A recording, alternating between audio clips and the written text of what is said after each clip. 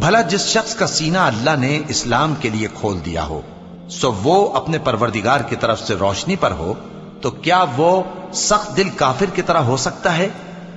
پس ان پر افسوس ہے جن کے دل اللہ کی یاد سے غافل اور سخت ہو رہی ہیں، اور یہی لوگ سراسر گمراہی میں ہیں۔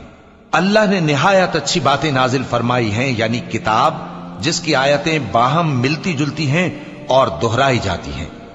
جو لوگ اپنے پروردگار سے ڈرتے ہیں ان کے بدن کے رونگٹے اسے سن کر کھڑے ہو جاتے ہیں، پھر ان کی کھالیں نرم ہو جاتی ہیں اور دل بھی نرم ہو کر اللہ کی یاد کی طرف متوجہ ہو جاتی ہیں۔